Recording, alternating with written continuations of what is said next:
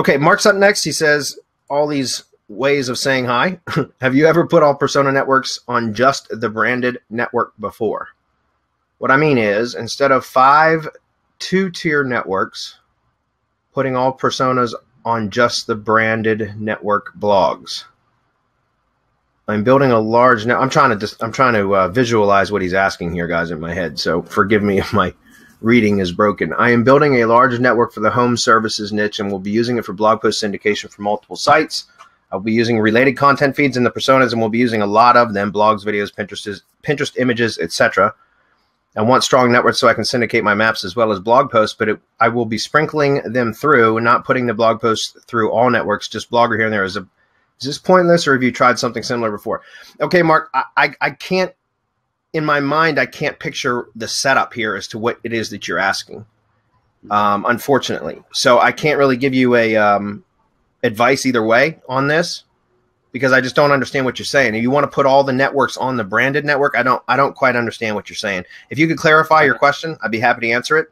And if for whatever reason we don't get to it today, just post it in one of our Facebook groups or Google Plus groups, and I'll jump in and answer it, because I would like to answer this question for you, but I'm not sure what the setup, the configuration here that you're describing. I just can't visualize it. Right. If I can add to this, Bradley, I was part of a blog once that they have the main branded syndication network. Mm-hmm. And they had the main branded syndication networks, but they were, all of these personas, they were contributors or authors to the blog, you know? Okay. So you had, like, so they would have their own editor or their own, I don't know, whatever. Author profile. Contributor. Yeah, author profile. Yeah, that's right. And they will blog for the blog. You know, they were all personas, and each of those personas will have their own articles syndicated out to their each own individual networks. Does that make sense? So that does make sense. Yeah.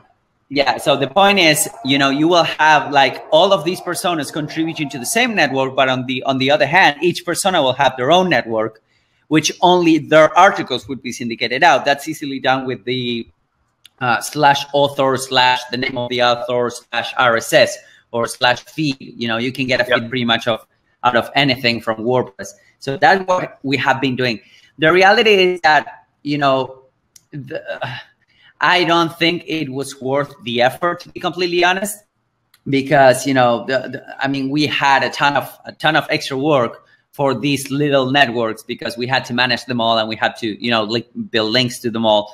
So the results didn't were up to the effort that was implied on building all of those networks. So if that's something that, I don't know, helps you out, Mark, if not, you know, you can do what Bradley said and repost your question on our various free Facebook groups or whatever.